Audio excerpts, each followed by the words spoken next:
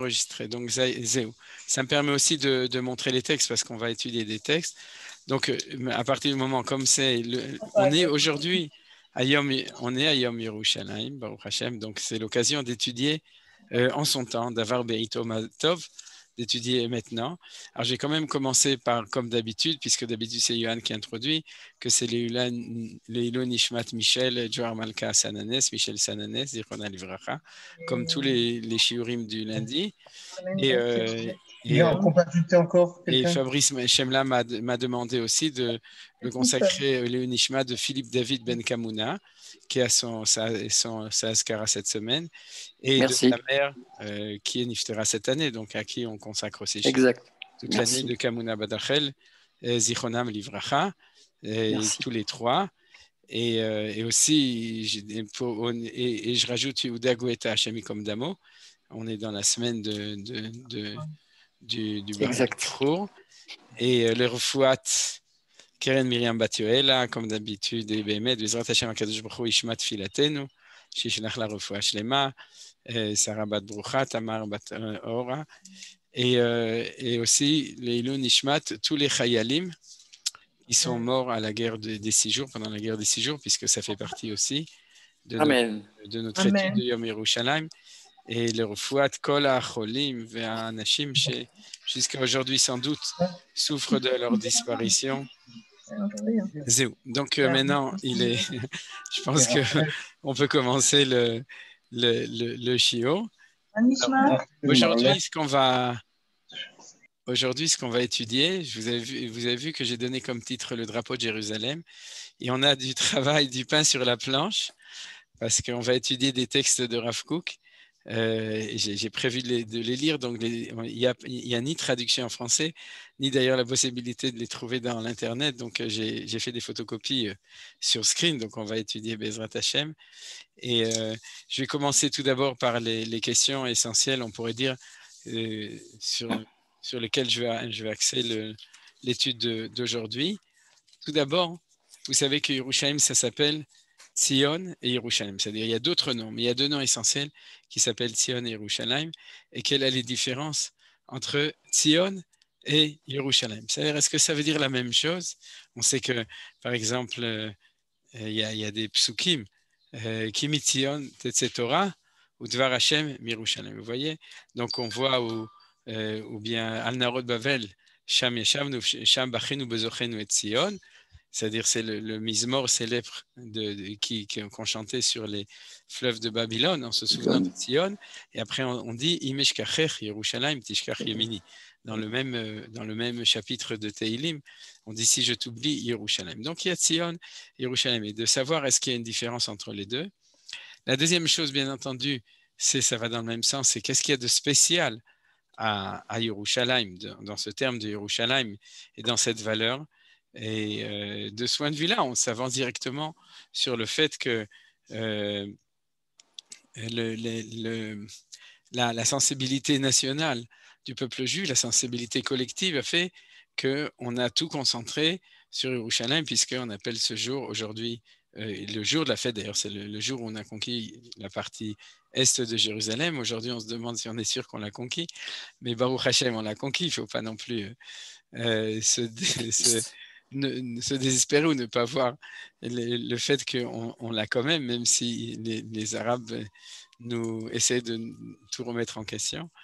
Et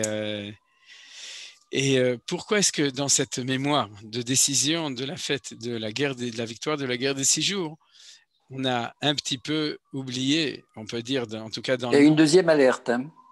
Ah oui, on entend Nachon. Tov, Hashem Yishmor al Kol Am Yisrael et Bezrat Hashem. Shenizke l'Kipat Barzel, chez Taravod. Merci. Donc, le fait c'est parce que là, c'est la fin, excusez-moi les alertes, c'est parce que c'est la fin de l'ultimatum qu'a posé le Hamas pour le retrait des forces. Ah, et alors du coup ils envoient des trucs sur Jérusalem? Ouais, sur tout le pays. Ok, c'est il marche. Et que Akadosh Baruch Hu Yagen Aleinu Bezrat Hashem. Donc le fait qu'on a conquis le Sinaï, on a conquis le Golan, on a conquis tout Yehuda Veshomron Baruch Hashem dans la guerre des 6 jours, et à part le Sinaï, on l'a toujours, en gros, et le Golan et Yehuda Veshamon, la Judée Samarie, mais tout a été focalisé sur Jérusalem, et même dans l'autre sens. Si Jérusalem, pourquoi on n'appelle pas ça le jour du Kotel? Puisque Jérusalem, on avait déjà Jérusalem Ouest, on a reçu Jérusalem Est, on a conquis Jérusalem Est, ou pas, pourquoi pas Yom Harabait, Yom Bet Amikdash, parce qu'on aurait voulu aussi d'ailleurs insister, c'est-à-dire que tout est centralisé sur Yerushalayim, sur cette valeur. Et je voudrais un petit peu approfondir à partir des textes de Rav Kook cette analyse. Donc, comme vous avez compris, ces deux questions. Alors, le chidouche du Rav Kook, c'est que dans la différence entre Tzion et Yerushalayim, c'est que Tzion, ça représente la dimension matérielle et que Yerushalayim représente la dimension spirituelle. Ou bien, dans une autre manière de dire les choses pour Rav Kook, c'est l'un, c'est le Chol, et l'autre, c'est le Kodesh. C'est-à-dire, quand on entend chez le Rav Kook Chol, ça ne veut pas dire quelque chose qui n'est pas bien. D'ailleurs, c'est normal, puisque il y a une Maseret Choulin et on s'occupe de Chol. Quand on dit Mavdil ben Kodesh le Chol, c'est que Shabbat est Kodesh et que la semaine est Chol. Mais dans la semaine de Chol, il y a plein de Kodesh, il y a plein de Kedusha. Ce n'est pas quelque chose de négatif, c'est d'un niveau inférieur. Et c'est comme ça que le Rav Kook lit les choses et il va l'expliquer. Et donc, c'est pour ça que dans cette définition des choses, on voit qu'il y a une différence fondamentale entre les deux. Il y a une différence entre Tzion et Yerushalayim. Et comment est-ce que, ça y est, encore une azaka, et comment est-ce que le Rav Kook va expliquer ça? Il va, et si vous voulez, on va tout de suite lire, je vais ouvrir le screen, et on va tout de suite étudier un texte du Rav Kook. Donc, si vous me permettez, comme d'habitude, juste j'arrange les choses pour que ce soit plus facile à gérer. Voilà. Donc, ce que je vous ai photocopié, c'est un texte du Rav Kook qui se trouve deux textes. Un qu'on va étudier, trois textes, quatre d'ailleurs, trois dans Mamaré Areaya, qui est un livre du Rav Kook extrêmement important, bien entendu pas traduit en français, et dans lequel il y a en concentré tout ce que le Rav Kook a écrit en général dans sa vie politique et de manière générale. Tout ce qu'il a publié, des pamphlets, des articles, etc., ou bien par oral, lorsqu'il a parlé en public lors de manifestations importantes, etc. Et dans ce texte, il nous parle de cette définition de la différence. Regardez, si vous voulez, on va lire ensemble. Je pense que vous arrivez à lire. Je vais agrandir le texte. On va donc développer les choses en étudiant, on pourrait dire, en étudiant aussi ce que nous dit le Rav Kook dessus. Alors, vous voyez, le titre de ce premier article, c'est Degel Yerushalem, qui a été écrit depuis Londres. Et on va voir qu'il a un deuxième article sur Degel Yerushalem, c'est le titre du cours qui a été écrit déjà quand il est revenu en Israël, c'est-à-dire il était à Londres entre 1914 et 1918, pendant la Première Guerre mondiale, où il était exilé d'Israël. Et puis après, il est revenu en Israël. Alors, regardez comment est-ce qu'il définit les choses. Tzion Virushalayim, Enzo et Tzelzo. Ils sont l'un à côté de l'autre. Me'az mereshit toldatenu, idbalet shem Tzion etzel bat'a shel malchutenu, kochenu haolami. C'est-à-dire, depuis le début de notre histoire, le nom de Tzion a comme particularité l'expression de notre royauté, c'est-à-dire du côté politique, de du fait d'être un État, je le traduis comme ça, mais c'est Malchut, Kochenu Haolami, et aussi notre force au niveau mondial, c'est-à-dire notre relation vis-à-vis de la dimension par rapport aux autres nations, c'est-à-dire au niveau de notre relation vis-à-vis des autres peuples. Chez Ouinu, Gamken Vadai Kadosh Mitzad Atzmo, bien entendu, il a une kedusha en lui-même, vous meshamesh et kol hametorot hakedoshot shel amenu, et il sert tous les projets saints de notre peuple. Chez où ove veillé la'ad mamlechet kohanim vegoy kadosh shel haolam kulo, d'être qu'il est et qu'il sera éternellement un peuple de prêtres et une nation sainte du monde entier. C'est-à-dire dans notre relation vis-à-vis des autres, bien entendu, on a, ou vis-à-vis de nous, c'est d'être, quand on parle de notre Malchut, c'est d'être Goy Kadosh, c'est un peuple saint. Omnam Yerushalayim, cependant Yerushalayim, Mevatet be'avlatata et amatara shel gdushatenu, elle montre de manière encore plus forte le but de notre sainteté, mitzad atzma, en elle-même, betor amegama yoter gvoa beidéaliyuta shel avatenu à israélite, dans le but le plus haut de notre idéal,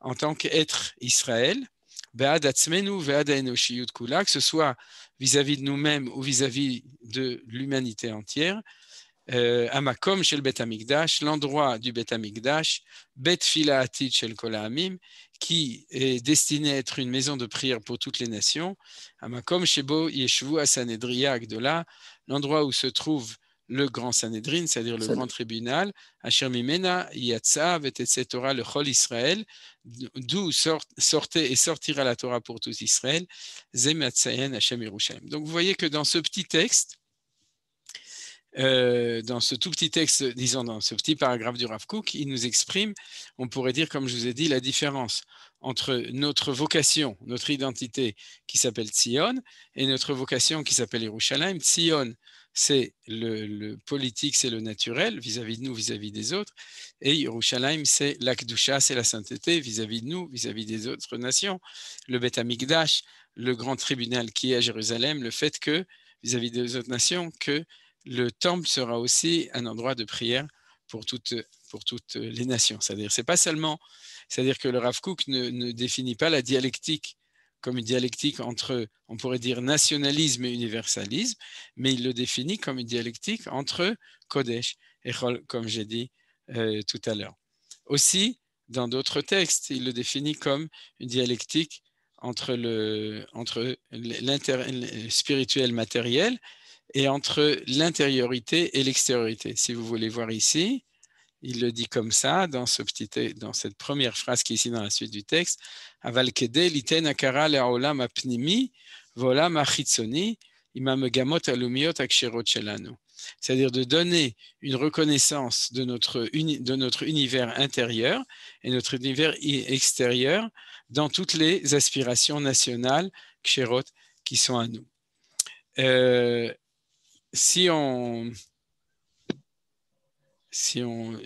vais continuer dans l'étude des textes un petit peu, mais si on réfléchit à cette chose-là, on a une deuxième dimension dont le Rav Kook ne parle pas directement ici, mais on sait qu'il y pensait quand il a parlé de tout ça.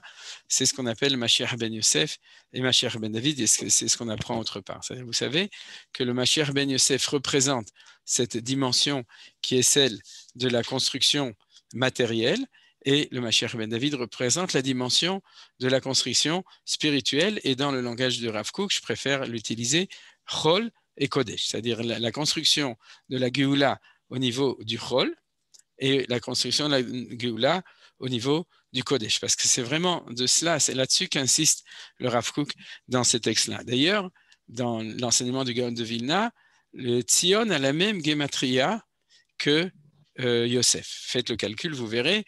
Et il y a aussi un midrash qui est amené et qui est d'ailleurs traduit dans les textes de Manitou sur le Mispet, sur Herzl, à la fin, dans les appendices, un midrash du Tanchuma qui dit Kol ma she'ira le Yosef era le Tzion. Tout ce qui est arrivé à Yosef est arrivé à Tzion. Bon, vous regarderez le texte, mais en tout cas, on a une correspondance très claire entre les deux. Alors maintenant, qu'est-ce que veut nous dire le Rav Kook dedans? Le Rav Kook, lui, en fait, je vais 2 minutes, non, je vais le laisser. Ce que le Rav Kook nous remarque, c'est que le processus qui s'appelle le sionisme, donc tzionut en hébreu, c'est le processus de Tzion, marche. Il y a des gens qui le font marcher. Le premier que Rav Kook connaissait, c'est Binyamin Zev Herzl, ou Théodore Herzl en français, mais en tout cas, qui a ouvert ce mouvement, qui l'a développé, et ça marche. Et on pourrait dire le problème de Rav Kook, c'est d'essayer de développer un mouvement parallèle qui serait le mouvement qui va appeler et qu'il veut appeler le mouvement de Yerushalem. Alors, à quel moment ça se passe au niveau du Rav Kook? Ça se passe au moment de la déclaration Balfour. En 1917, vous savez, je pense au niveau historique, que le Rav Kook qui se trouvait à Londres à ce moment-là était un des moteurs essentiels de la réussite du projet de la déclaration Balfour. C'est-à-dire que si Rav Kook n'était pas là-bas, on ne sait pas si, dans l'histoire, si en 1917, on aurait eu la déclaration Balfour.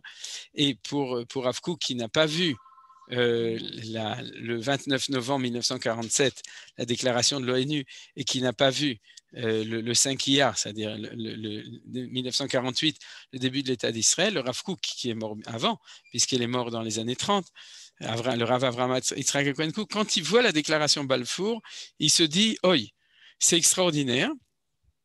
Le congrès de Bâle, la décision du peuple juif de réaliser le sionisme, ça marche.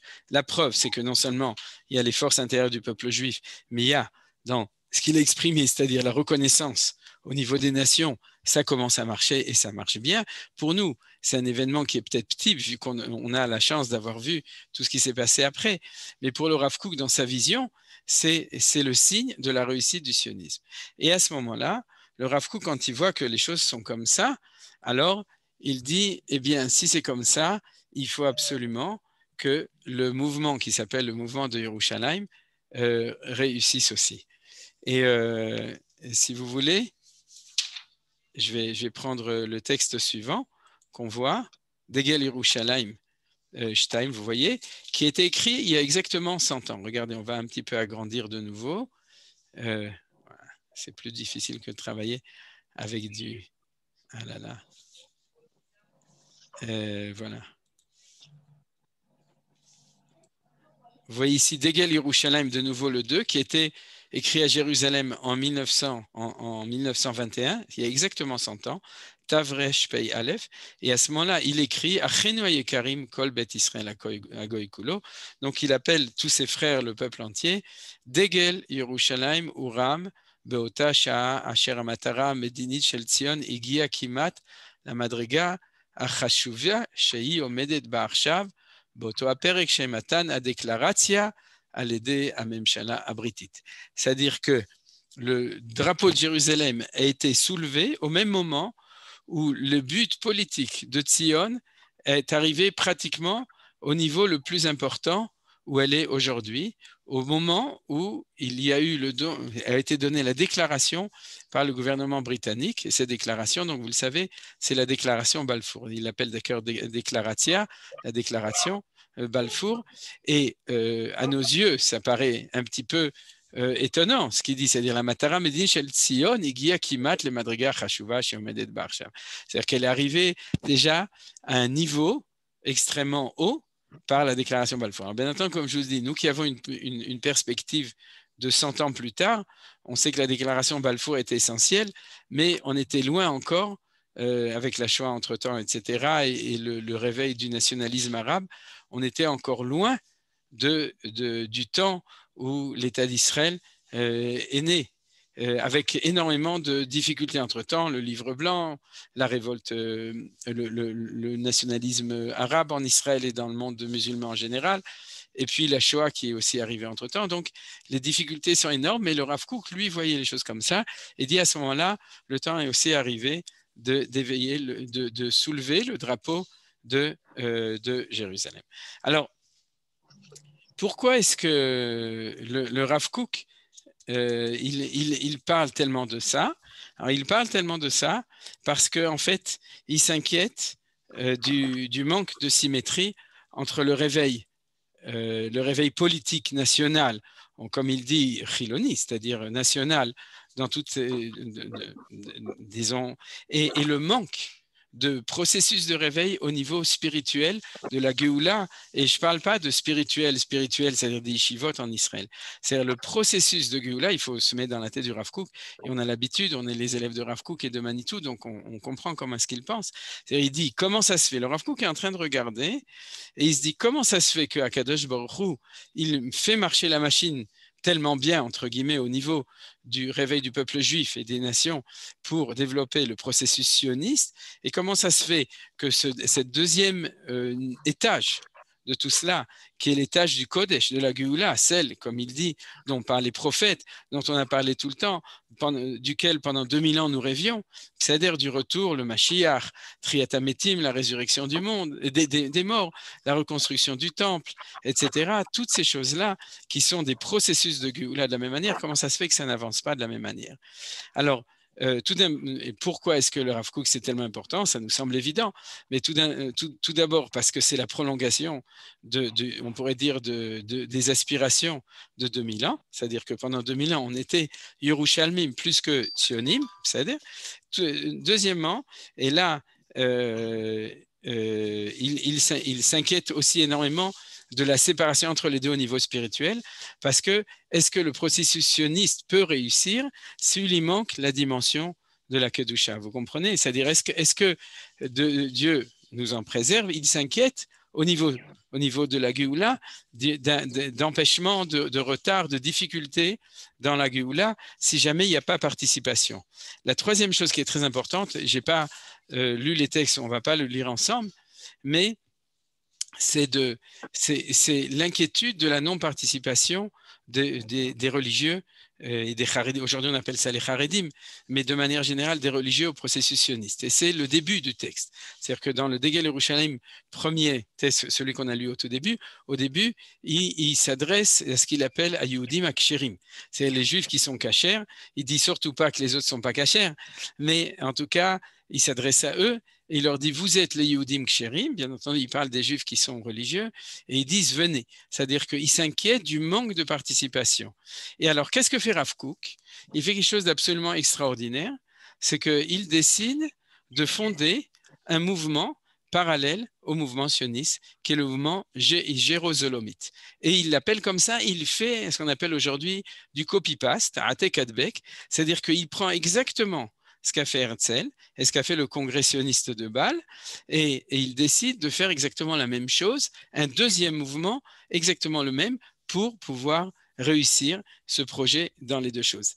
Enfin, dans le fond, et ça se voit dans les allusions, Rav Kook, en fait, se prend pour Herzl, number two, vous comprenez? C'est-à-dire, si Herzl a fondé, d'ailleurs on le voit dans des allusions dans le texte, si Herzl a fondé le sionisme, et le sionisme, ça marche. Donc, dit Rav Kook, il faut absolument fonder le Yerushalmiout, le jérusalamisme, et c'est Rav Kook qui décide de le faire. Et donc, il monte un mouvement qui s'appelle Haïstadrout à Yerushalmit. De même que l'Haïstadrout à Tzionit, c'était le mouvement sioniste s'appelait l'Haïstadrout, il va l'appeler l'Haïstadrout à Yerushalmit. Et en espérant donc justement que de cette manière-là, il n'y aura pas de coupure et de séparation entre les deux. Alors regardez, on va lire le projet de Rav Kook en vitesse, on va lire chaque fois dans son projet. Ah là là, c'est un petit peu plus difficile, voilà. Dans son projet qu'on voit ici, on va le lire. Et on va lire son plan, ce qu'il a décidé de faire. En vitesse, hein, bien entendu. Alors, Megamat Haïstadrout Yerushalayim I. Ça se trouve dans les Igrot, dans les lettres du Rav Kook, dans le 3e livre des lettres du Rav Kook. Alors, Megamat Haïstadrout Yerushalayim. Vous voyez, Haïstadrout Yerushalayim, c'est pas comme on appelle aujourd'hui la Haïstadrout, il faut savoir, c'est le mot qui est parallèle avec Haïstadrout, à sionite, c'est-à-dire le mouvement sioniste tel qu'il a été fondé. לעשות את התשוקה הקדושה לארץ ישראל השרויה בנשמת האומה מדורות עולם לכוח היותר פועל ויותר אקטיבי לקיבוץ הגלויות ובניין הארץ. C'est-à-dire de faire que le sionisme, aujourd'hui on ne peut pas l'exprimer autrement que dire que le sionisme, mais en fait ce soit une aspiration de sainteté pour tous les mêmes choses pour la terre d'Israël qui se trouve dans la neshama de la nation et d'être actif donc dans le rassemblement des exilés et la construction du pays. Donc de toute façon, on parle de la même chose, du même projet, mais que ce soit avec la Kedusha. Vous voyez, chaque fois, le Rav Kook insiste sur la notion de Kedusha. La ville est débitée et akaram korit shel kol Israël qui sera Eretz Israël liot le makor hashpat Kedusha v'urachayim amiti al kol chelkei hauma. C'est-à-dire de faire que, en fin de compte, on prenne conscience que la terre d'Israël doit être la source d'influence de Kedusha et d'esprit de vie réel sur toutes les parties de la nation. Donc, si vous voulez, vous voyez, il fait vraiment du copy-paste. Il prend l'idéal sioniste, mais il dit on va faire un deuxième mouvement qui est de Kedusha. לאחד ולארגן את כל הכוחות המסוגלים מצד עצמם, ואשר רכשו להם את האימון מצד הכלל, בייחוד בגדולת תורתם וצדקתם. Donc c'est là qu'il dit pour réunir aussi tous les gens qui sont les religieux, les Talmidei Chachamim, les tzadikim, etc., les unir ensemble pour pouvoir réussir à faire ça. Et Léavi, il le dit clairement, Léavi, elle est Devlatata Makor Akadosh, par le fait qu'on va exprimer l'idéal de sainteté du sionisme. Maintenant, je vais le dire comme ça, hein, c'est-à-dire, on parle de Yerushalayim, mais de ça à ce moment-là, afin de rallier aux projet sioniste les religieux et les orthodoxes. Les Yatser, Beret Israël, Mosdot. Maintenant, ils rentrent dans la réalité de créer des institutions qui seront donc populaires, c'est-à-dire de montrer l'influence de la sainteté du judaïsme par Eretz Israël de manière populaire. Donc, quels sont les buts de cette association? Livro Keren Kodesh, c'est-à-dire de créer un fonds économique. Deuxièmement, Livro Beret Israël Yeshiva Olamit, regardez, de créer une Yeshiva Olamit, c'est-à-dire un centre. Alors, vous me direz, oui, la Yeshiva Merkazit Olamit, c'est Merkaz Arabe. Mais on connaît le plan de la Yeshiva dans un autre texte qu'il a écrit, mais regardez ce qu'il est marqué ici, Merkaz Gadol Vamami, un grand centre populaire, c'est-à-dire que c'est comme on considérait aujourd'hui, on dirait, comme une grande université, ou Bemlo Amouvan Amila, la Torah, dans tous les sens du côté grand, central et populaire, pour la Torah, la crainte de Dieu, Vechol Snifé Chochmat Israël, et toutes les branches de la sagesse d'Israël. Quand il dit toutes les branches, c'est compris la grammaire, l'histoire, etc. Il y aura dedans aussi une branche académique, Asher Chavrea Yug de l'Israël, dans laquelle seront les grands d'Israël, Asher Igdishel Kortem le Akdama Tachel Torah Vechokmat Israël Bechol Miktzothem, qui permettra de développer. Donc, qu'est-ce que voit le Rav Kook? Un grand centre spirituel qui fera justement contrepoids et parallèle avec l'université hébraïque de Jérusalem. Livre Beretz Israël Bedin Gadol, de créer un grand tribunal. Donc, il voit devant ses yeux l'alternative du Bagatz et du Bet Mishpat, et qui soit construit, qui soit basé sur la Kedusha et la Torah. Et ensuite, Istadrut Yerushalayim Yused el-Chasaba, le Noguer, l'Istadruyot Akayamot, c'est-à-dire le rapport, le lien entre celle-là et ce qui existe déjà, donc les institutions sionistes, à Istadrut Yerushalayim Akira Betnoa ve Istadrut Atzionit et à Koach Hamurgan et Triat Erke Achol Shel Haouma. Elle reconnaît dans le sionisme, elle reconnaît que c'est celle qui s'occupe du Chol de la nation. C'est-à-dire, premièrement. Deuxièmement, Istadrut Yerushalayim Akira Beistadrut Amizrachi.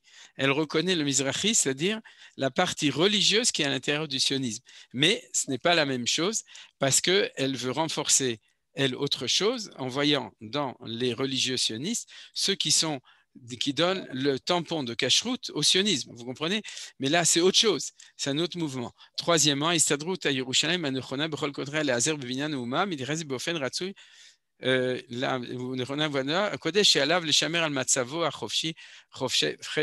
Troisième point, une indépendance totale. C'est-à-dire parce que les gens qui sont religieux ont peur de la mainmise de l'establishment sioniste, et donc il dit que ça doit être une institution parallèle qui a sa liberté totale de non-influence. Donc on va la fonder. Et Kolish Yehudi Amaskim, les Shifat Istadrut, chaque juif qui est d'accord, l'Imegata ou le Mataraït, Kabel, Betor, Chaver Istadrut. Tout le monde peut être membre, donc c'est le côté que tout le monde a accepté. Tashlum, Chaver ou Shne, Shilling, les Shana, ou les Rech, Bechol, Medina, 2 shillings par an pour payer, et ça dépend de chaque pays. Alors qu'est-ce qu'on voit là-dedans, en fait? C'est que on voit que le Rav Kook, c'est un Baal Chazon extraordinaire. Il voit ce qui manque dans le sionisme, il soutient bien entendu le mouvement sioniste, il reconnaît ce qu'il est, mais il dit il faut mettre à côté de Tzion, il faut mettre Yerushalayim. Et il décide, il y a 100 ans exactement, en 1920 en gros, après la réussite de la déclaration de Balfour, il décide d'être Herzl number 2. Or, qu'est-ce qui s'est passé depuis? Maintenant, on passe à la deuxième partie du shiur. D'accord? Qu'est-ce qui s'est passé depuis? Rien du tout. C'est-à-dire, Pourquoi il ne s'est rien passé du tout? Parce qu'aujourd'hui, on est occupé avec les Arabes, mais on a aussi des problèmes avec les autres, avec les Haredim, avec les autres Juifs, etc., avec la tension entre le côté Chiloni, le côté Haredi, le côté Dati, etc., en Eretz Israël. Et si on regarde depuis 100 ans, à prière, on se dit que le Rav Kook était extraordinaire, il a une vision géniale. Est-ce que vous êtes membre de Histadrut Yerushalayim? Est-ce qu'il y a quelqu'un qui paye 2 shillings par an ou 10 euros par an? Non, personne. C'est-à-dire que le Rav Kook a échoué en beauté, alors que Herzl a réussi de manière extraordinaire. D'accord? C'est-à-dire que le mouvement sioniste a réussi. Le projet, on pourrait dire Dieu nous a aidés à réussir le projet sioniste, et le projet de Rav Kook n'a pas réussi. Ce n'est pas parce que Rav Kook n'était pas assez grand, je pense, mais c'est justement le point d'interrogation. Qu'est-ce qui s'est passé? Comment ça se fait que le projet de Rav Kook n'a pas réussi? Alors, est-ce que le Rav Kook lui-même était conscient de cette difficulté? Bien évidemment, regardez, on va voir le dernier texte qu'on va étudier aujourd'hui du Rav Kook dessus. On va passer au suivant, qui est aussi dans Mamarei Araya, qui se trouve au même endroit que les deux autres, donc qui traite du même sujet, qui s'appelle Techiyat HaKodesh à Techiyat Shlema. C'est la résurrection du Kodesh, c'est la résurrection entière. Et le Rav Kook dit dedans, il dit comme ça, Techiyat HaKodesh ani shoel et atzmi. Je me demande, est-il possible que notre résurrection nationale soit uniquement une résurrection chilonite, va Kodesh yamodrak à la matzav galouti, et que le Kodesh reste galouti, la kashrut, vous comprenez, les synagogues et la kashrut, beloit torerut shel chaim, sans réveil de la vie, beloit trachut shel geoula, sans itrachut shel geoula. Donc pour lui, c'est clair, c'est pas qu'on a besoin de rabbins qui vont mettre des restaurants cachers et des yeshivot en Israël. On a besoin d'un mouvement sioniste, qu'il appelle Tnuat Yerushalayim, qui, d'après son explication de la relation entre le mot Yerushalayim et Tzion, on a besoin d'un mouvement comme ça qui complète et qui soit le mouvement de la Géoula au niveau du Kodesh. Triat HaKodesh be'Israël ou be'Eretz Israël muchachat lavo ve'ibotavo. Nous dit le Rav Kook, je sais qu'elle est obligée de venir, elle viendra. Mais il dit, Ashela Gdolahi, le Rav Kook lui-même dit, je me pose une grande question. De quelle manière Tachel Techiyah Shel HaKodesh va commencer la résurrection du Kodesh, le Chonen et Tofa'ata va être mifalea, de réussir son apparition et ses institutions. Je traduis comme ça, mifalea de tous ses projets. Et vous comprenez très bien, mifalea, c'est de Eofata, c'est de ce qu'il parlait quand il a voulu fonder Histadrut Yerushalayim. Maï techaye biachas la Kodesh ou ve'ezeofen tesouda. Quels seront les phénomènes de Kodesh qui vont revivre, donc la résurrection, comme on a vu la résurrection de la langue, du Lachon Ivrit par Ben Yehuda, la résurrection de la Gvura hébraïque par l'armée d'Israël, la résurrection de l'agriculture, la résurrection, c'est de tout. Hein, alors il dit, qu'est-ce qui va revivre dans le Kodesh? Qu'est-ce qui va grandir et qui va faire partie du processus de Géoula? Construction du temple et des sacrifices, le retour du Sanhédrin. Qu'est-ce qui va exactement se passer? Ou ve'eze ofen tesouda, de quelle manière ça va être? Chez l'Azo Mouchachad, il dit que c'est ça la question essentielle qui doit nous intéresser. Et regardez, le Rav Kook continue en disant Ashela yomnam kveda, c'est une grande question. Maïtriat Kodesh be'Israël. Qu'est-ce que ça veut dire la résurrection du Kodesh en Israël? Vers Nigashim Elea, et comment est-ce qu'on commence à travailler? Avalon Ivael, il ne faut pas avoir peur. Velona Sogachor, il ne faut pas aller en arrière. Mipne Kavduta chez la Shela, à cause de la lourdeur de la Shela. Zot hanacha yusetit lotit batel mipne emata shel kol shela kveda musebechet. Cette question fondamentale ne peut pas s'annuler à cause de la peur ou la crainte d'une question tellement grande et compliquée. Vanacha bruraï, et l'axiome ou le principe de base est toujours extrêmement clair. Techiyat amenu muchachat liot techiyat shlema. La résurrection est obligée d'être une résurrection complète. Techiyat aguf ou techiyat neshama. Techiyat Chol ou Techiyat HaKodesh, la résurrection du corps et la résurrection de la Neshama. Donc, la résurrection du Chol et la résurrection du Kodesh. Il continue en disant ici, ou Bishulkar, inenu dofkim al doltot HaKodesh, et c'est pour ça que nous frappons sur les ports du Kodesh, c'est ce qu'on a vu qu'il a fait Rav Kook, av ki adain em neulot lefanenu, et bien qu'elles sont fermées devant nous, donc vous voyez que le Rav Kook se rend bien compte qu'il n'est pas, c'est pas si facile, que les portes, nous sommes sûrs qu'un jour les portes s'ouvriront. Vayavo goy tzadik shomer emunim, c'est un pasouk. Pitrou she'arim, ouvrez les portes et viendra le peuple saint shomer emunim, celui qui garde la foi en Akadosh Baruch Hu. Alors, vous voyez donc la difficulté et la conscience de la difficulté du Rav Kook dans toute cette chose-là. Et maintenant, la question, en fin de compte, après tout cela, c'est que Rav Kook était conscient de cette obligation et en même temps de cette difficulté absolue. Et en fin de compte, c'est exactement ça. C'est-à-dire la question de Rav Kook, c'était la question des gens qui voyaient les choses. Ils savaient très bien que ce n'était pas du tout évident que le sionisme ait réussi. Il n'y avait aucune évidence. Ce n'était pas donné, et nous, on le sait aussi aujourd'hui. C'est parce que le sionisme est basé sur ce qu'on appelle Aïtaruta Deletata. C'est-à-dire, si tu agis, à ce moment-là, Kadosh Baruch Hu t'aide. Mais pendant 2000 ans, on a agi. On a appris la semaine dernière sur Bar Korba. Bar Korba a agi. Il a fait tout ce qui était en son pouvoir avec Rabbi Akiva pour réussir les deux ensemble. Bar Korba, Mashiach ben Yosef. Rabbi Akiva, Mashiach ben David. Bar Korba, Herzl et Rabbi Akiva, Rav Kook, vous comprenez? Et ça n'a pas marché. Et pendant 2000 ans, ça n'a jamais marché. Et Rav Kook sait que ce n'est pas parce que Herzl s'est levé que ça marche. Ça marche parce que Dieu a décidé que maintenant ça va marcher. Ça marche parce que quand on fait, Akadosh Baruch Hu fait des miracles tellement extraordinaires pour que ça marche. Je suis en train de penser, vous connaissez tous, vous savez que quand on a écrasé toute l'aviation aux premières heures en 1967, au début, pendant les premières années, on s'imaginait que c'était uniquement parce que les Israéliens, ils étaient rusés et intelligents et qu'on avait réussi. Et puis aujourd'hui, où les archives syriennes, jordaniennes, égyptiennes ont été ouvertes, on sait qu'il y a eu une conjonction de miracles absolument qui, sans cela, ça n'aurait pas marché. C'est-à-dire qu'on a cru que ça a marché comme des roulettes. Ça a marché comme des roulettes, comme sur des roulettes, parce qu'il y avait des choses absolument imprévisibles et incompréhensibles. Et c'est de ça que je parle.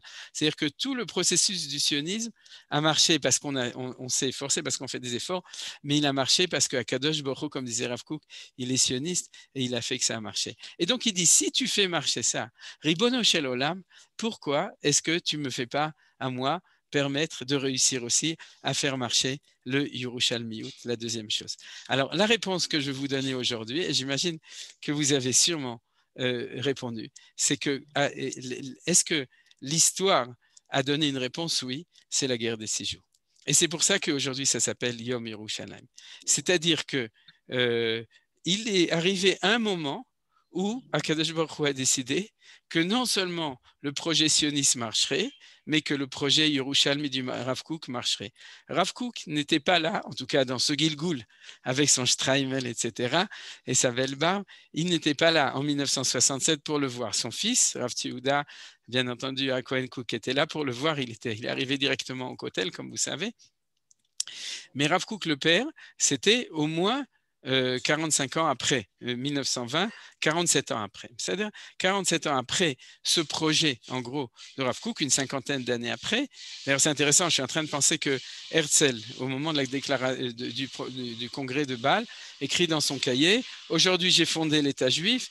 Dans 5 ans, peut-être, dans 50 ans, sûrement, ce sera une réalité. » Et le 5 iyar 1948, c'était exactement 50 ans après. Alors, il faudrait 1917-1967, regardez, extraordinaire, le moment, et c'est exactement aussi 50 après, un Yovel après, ce qu'avait vu le Rav Kook s'est réalisé effectivement. Et je crois que c'est ça la lecture la plus extraordinaire de ce que nous écrit le Rav Kook. C'est-à-dire que Poel Gevurot Ba'amil Chamot, le maître de l'histoire, Ribono Shel Olam HaKadosh Baruch Hu, savait, comme disait Rav Kook, que Boyavo Mouchach Lavo, que cet événement est obligé de venir, il est obligé d'arriver, mais il est arrivé en son temps. Et j'ai même pensé à quelque chose d'absolument extraordinaire, c'est qu'en ce moment, nous, on est en train d'étudier la Torah et nos jeunes, ils sont en train de danser à Jérusalem. J'espère qu'ils continuent à danser. Cette année, vous savez, déjà l'année dernière, ça a dû être annulé.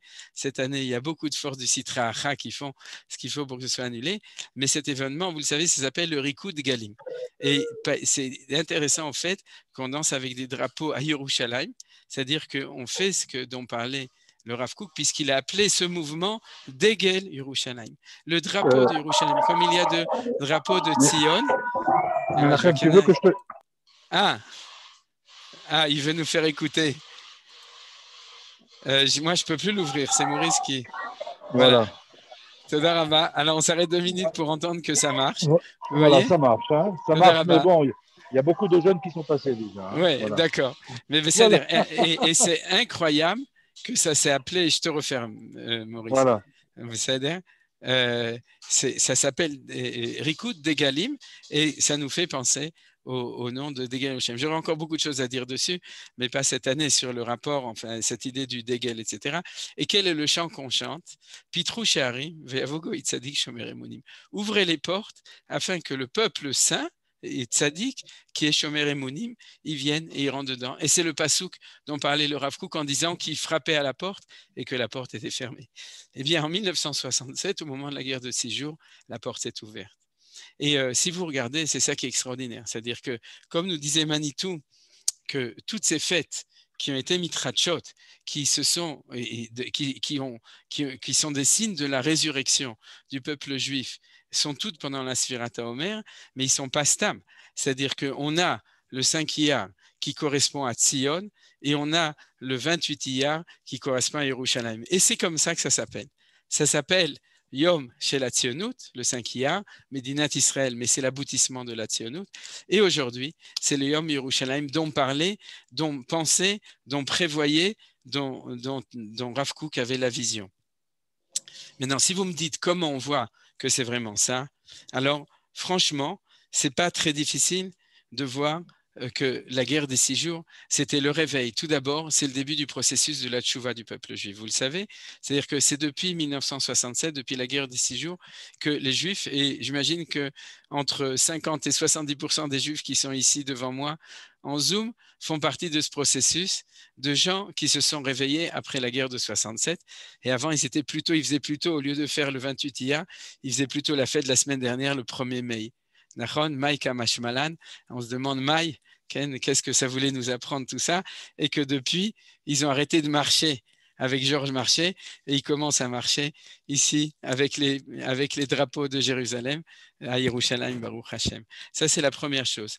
La deuxième chose, c'est que les peuples, même sans tchouva, le peuple juif dans le monde entier s'est relié avec Israël, mais il s'est relié non pas en 48 mais en 67, par le lien du Kodesh, par le lien de la sainteté d'Eretz Israël. Les Juifs du monde entier se sentent liés à Israël de cette manière-là.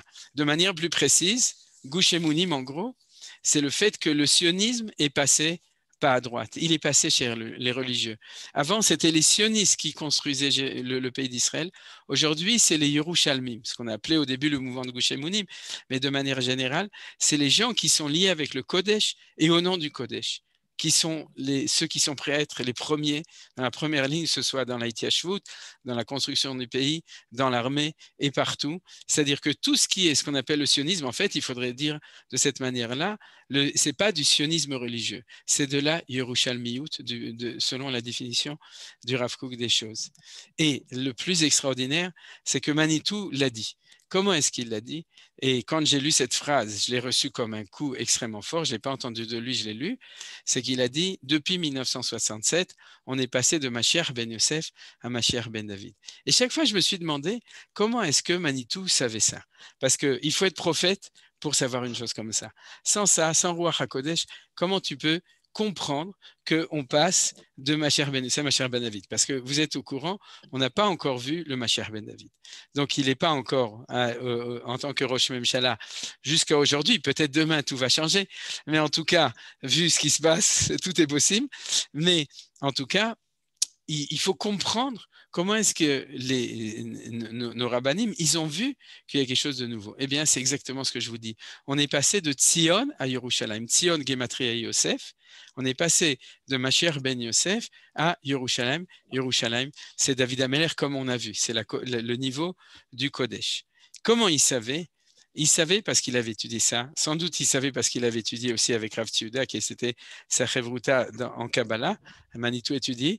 Et tous ces Gdolé Israël, Rav Tzviuda, Manitou, etc., d'eux aussi l'enseignement de Rav Kook, etc., ils le savaient.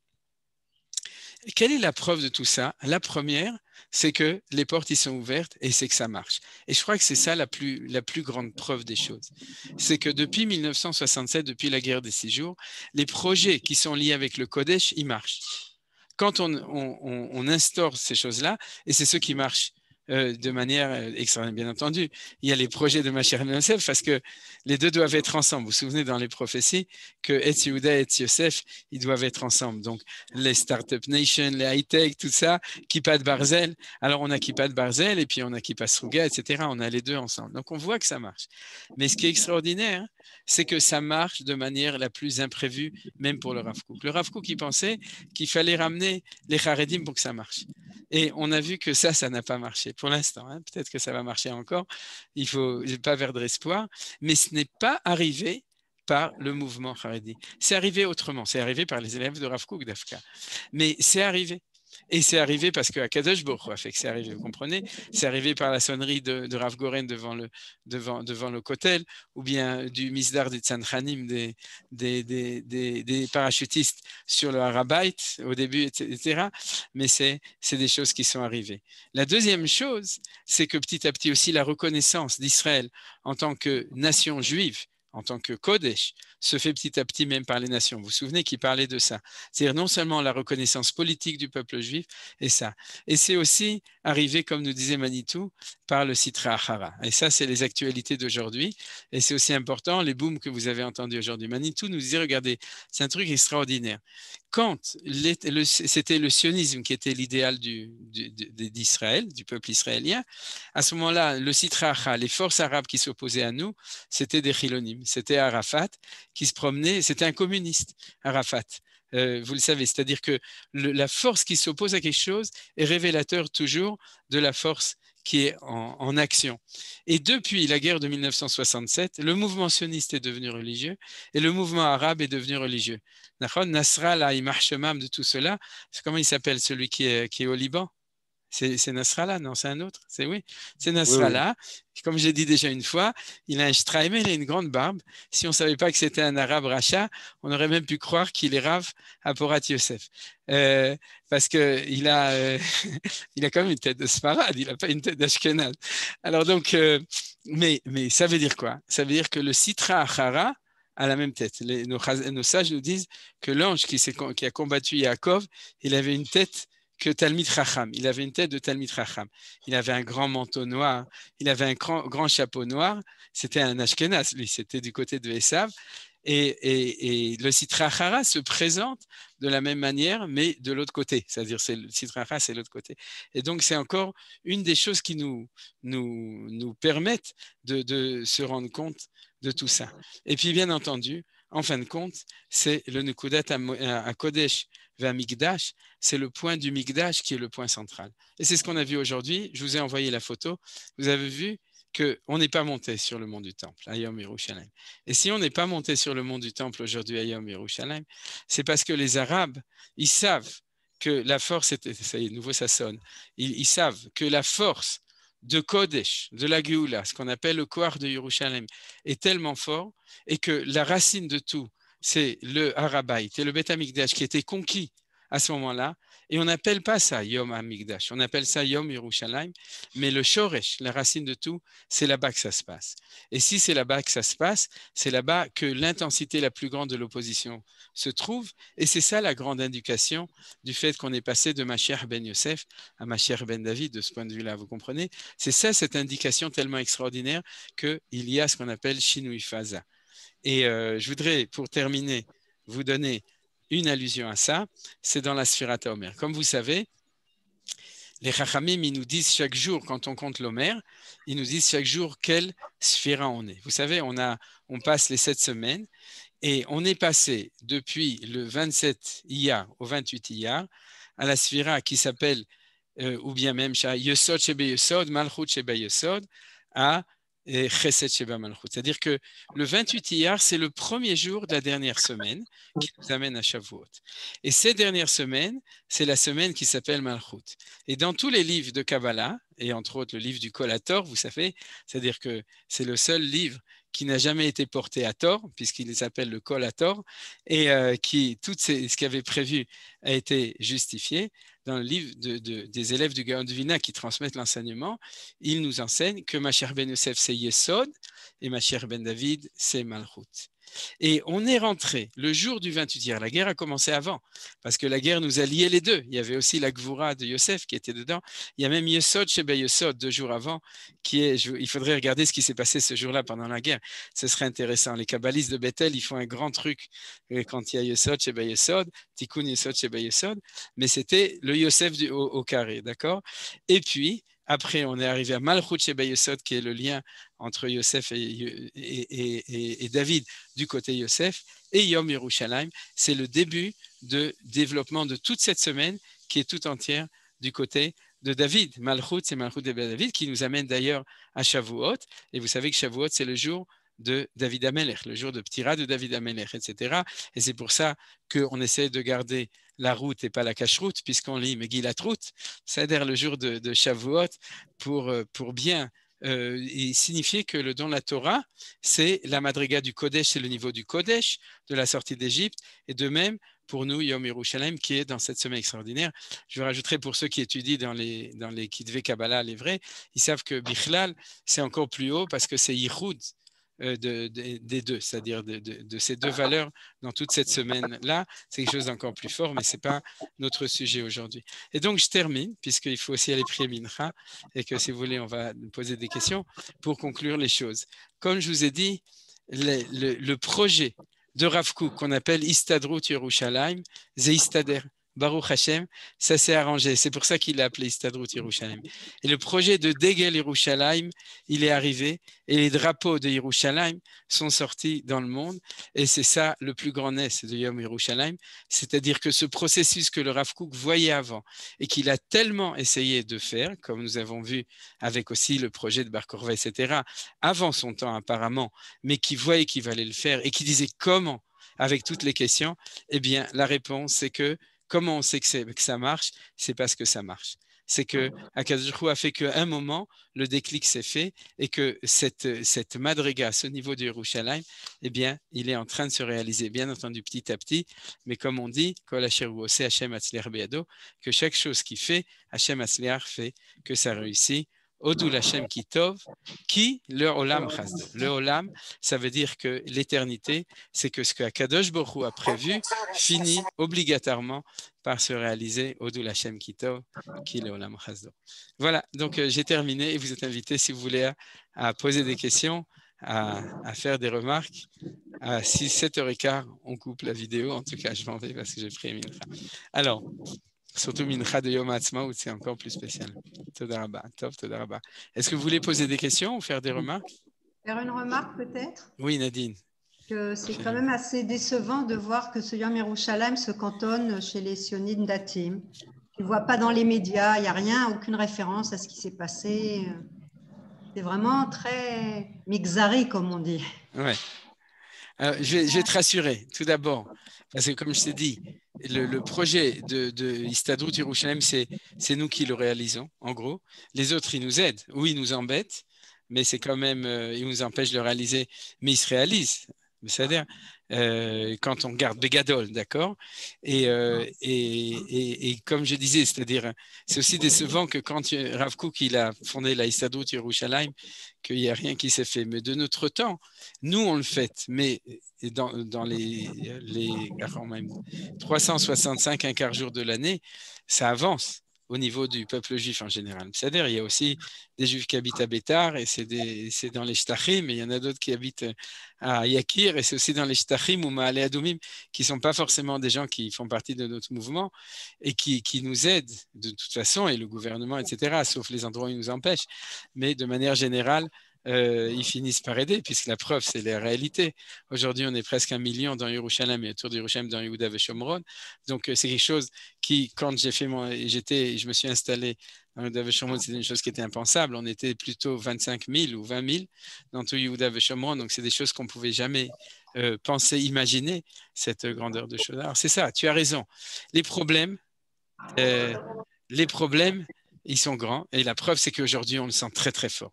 C'est-à-dire avec ce qui s'est passé, le fait que quand nous, on a voulu monter ce matin, ce qu'on voyait, c'était des Arabes qui lançaient des trucs. Et Baruch Hashem, que le Mishmar HaGvul, il leur lançait dessus des ptsatsot LM. Je ne sais pas ce qu'il leur lançait, mais ça faisait du bruit et ça faisait de la fumée. Donc, ce n'est pas qu'on est là et qu'on ne fait rien. Mais on est dans les problèmes. Mais comme dirait le Rav Kook, les problèmes d'un processus de construction, c'est Manitou qui l'écrit aussi dans son article justement sur Yom Yerushalayim, les difficultés de construction, quand ça se construit, c'est les signes que c'est en train de se faire. C'est-à-dire, c'est les frottements avec les oppositions, quoi. C'est-à-dire, Nadine, top, c'est-à-dire, il faut quand même. Ah, mais je ne désespère pas, mais je constate. C'est-à-dire. Ok. Encore quelqu'un qui veut poser une question? Oui, bien sûr. Vous avez dit Shinui Fadza. Shinui Fadza, Ken. Vous pouvez me traduire? Ah oui, excusez-moi, changement de phase. Merci. Faza, c'est pour ça que je ne l'ai pas traduit, parce que Faza, c'est dans toutes les langues. C'est tout, tu as compris, c'est ça l'idée. C'est-à-dire qu'en 1967, ce n'est pas encore une victoire de l'État d'Israël, c'est changement de phase dans l'histoire universelle et l'histoire de la Géoula. C'est ça qui est important. C'est-à-dire de Géoulat Israël. Deragav, que dans la Hamida, il y a un yichud, vous savez, c'est-à-dire que quand on dit Vélirushalayim Yircha, Davka on prie sur le Mashiach ben Yosef, Vetsemer David Avdecha, et c'est deux brachot qui sont complètement liés au niveau des sphirotes et au niveau de tout, c'est deux brachot qui vont ensemble. Donc celle qui s'occupe de Yosef, celle qui s'occupe de David. Et c'est de ça qu'on parle depuis 2000 ans quand on prie. C'est-à-dire. Tov, encore une question, Yosef, Bechavot. Merci, ce n'est pas une question, c'est juste un smach sur Tzion dans la Gemara. Dans la Gemara Belachot, on nous dit sur le verset Rev Hashem Sha'al Tzion Mikol Mishkanot Yaakov, et la suite c'est Rev Hashem Sha'alim Mesuyanim Balacha Yoter Mibate Kenesiot Mibate Midrashut. Et comment tu l'expliques? Ben, c'est clair, il préfère Sion qui est Gashmiout, Bategnesiot, Batemidrashot, c'est Rouhaniout. Il a fait meurtre, Hazakoban. Page 8 de Brachot. Il a fait meurtre. Et Rav Kook qui dit que l'un est impossible sans l'autre, justement à propos de Bezochenu et Tzion, quand on était sur les rives de Babylone, on se souvenait de Tzion. Et qu'est-ce qu'on dit à la fin? Et Tishkach Yemini, parce que le côté de David de Yerushalayim, c'est la droite, et le côté de Yosef, c'est la gauche. Donc c'est pour ça que quand on dit Meshkachech Yerushalayim, bien qu'on se souvenait de Tzion, mais on affirme, parce qu'on ne peut pas différencier les deux, si je t'oublie Jérusalem, que ma droite soit oubliée. C'est-à-dire, donc ça va ensemble. Chazak ou Baruch. Tov? Juste une petite remarque. Oui. Vous l'avez bien expliqué les deux mouvements, le mouvement du Degel Yerushalayim, mais dans tout ceci, où est le thème de l'unité du peuple? Ah, tu as tout à fait raison. Et c'est pour ça que dans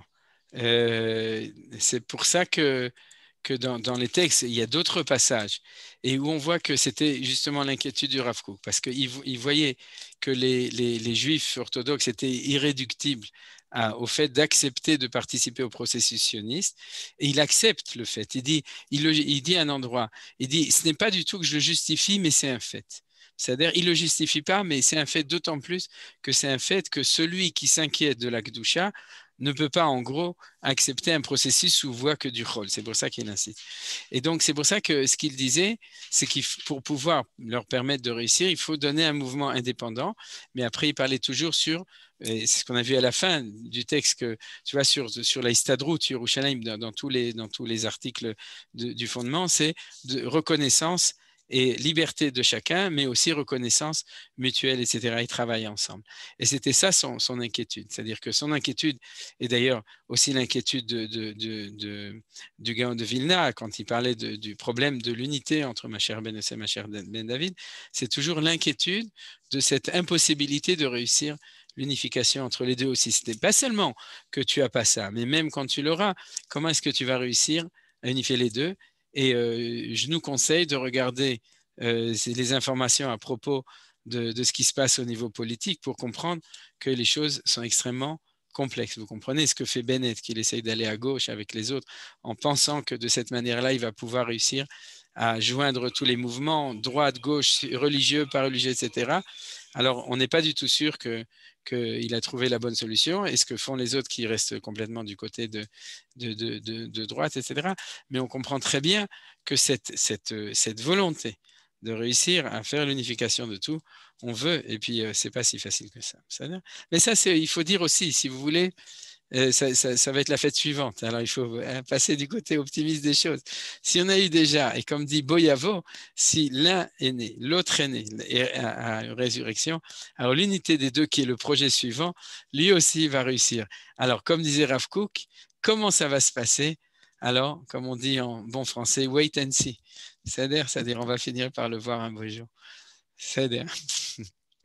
Ce qui m'a toujours plu du Rav Kook, c'est que la phrase quand il dit que je préfère un juif qui laboure sa terre d'Israël avec sa cigarette en main le jour de Shabbat que quelqu'un qui étudie la yeshiva à Brooklyn, dans les yeshivas de Brooklyn. Il a fait mieux. Mais si tu veux, ça, c'est ce qu'il disait dans la dialectique, religieux en galoute, et Geoula en Eretz Israël.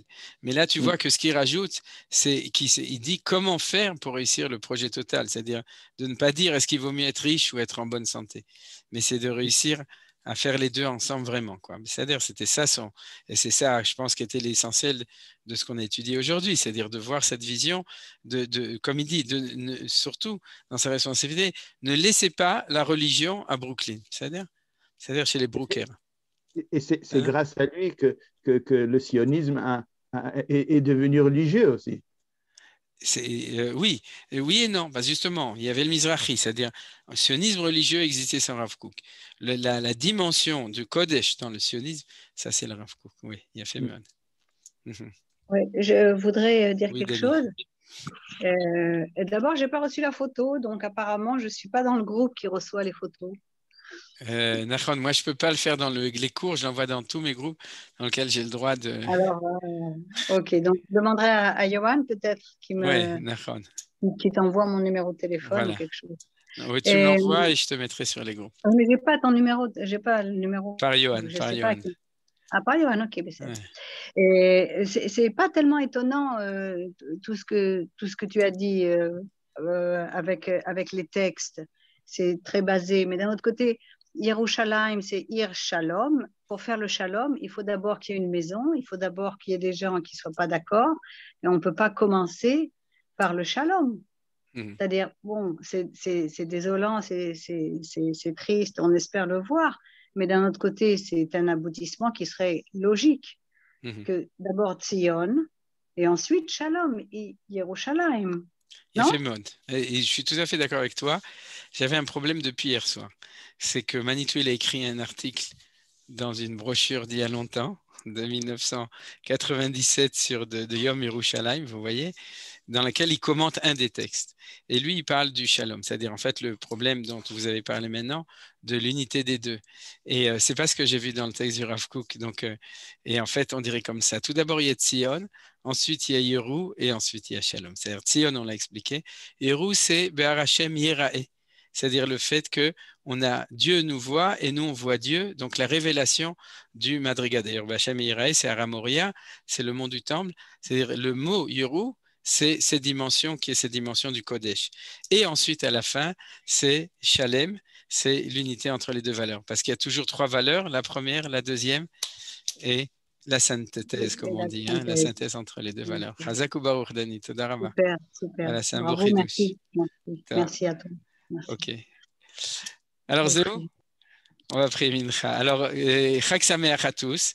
Et il faut le dire, parce qu'il y a des gens qui me disent merci pour l'optimisme, etc. On est obligé d'être optimiste, d'accord? C'est-à-dire que même si les Arabes nous embêtent, c'est quand même nous qui sommes plus forts, c'est quand même nous, même si on décide pas comme il faut de faire les choses, c'est quand même nous qui sommes souverains, qui décidons. Et il faut voir, surtout aujourd'hui, dans cette journée, la masse de cadeaux, de biens que le peuple juif a reçu, qu'il a reçu en se battant, et qu'Akadosh Baruch Hu nous donne depuis la guerre des 6 jours, et puis se battre contre le mal pour éradiquer le mal. Et d'un autre côté, il faut aussi vraiment être capable de voir et de remercier Akadosh Baruch Hu pour tout le bien qu'il nous a donné, surtout aujourd'hui où on a fait le Hallel, justement pour remercier. Alors, Kol Tov à tous, et on se revoit, Bezrat Hashem. Chag Sameach. On ne se revoit pas la semaine prochaine, en tout cas pour ceux qui ne viennent pas le jeudi, parce que c'est Shavuot. Alors donc, Chag Sameach, le prochain pour Shavuot, Bezrat Hashem à tous. Et puis on se reverra après Shavuot. Chag Sameach. Pour des nouvelles aventures. Allez, Chag Sameach Yosef, à bientôt, Bezrat Hashem. Une phrase. Oui. Je suis tombé amoureux du cours qu'a donné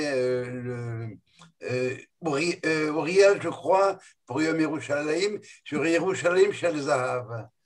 Donc j'ai étudié et j'ai enseigné ça, et je remarque que Naomi Shemer, elle a fait le tikkun de Echa. Mamash, la dernière strophe, c'est le tikkun de tous les Echa qu'on a pu dire dans les 3 premières strophes.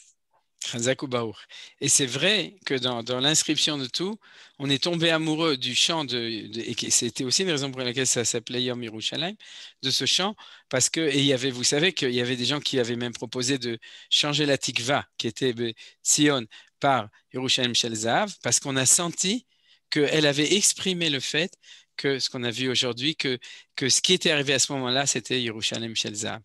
Chazak ou Baruch. Je n'ai pas entendu, mais j'écouterai. C'est Kedai. Toda Rabba. Yalla. Tov, az litrot lekulam. Shalom, shalom.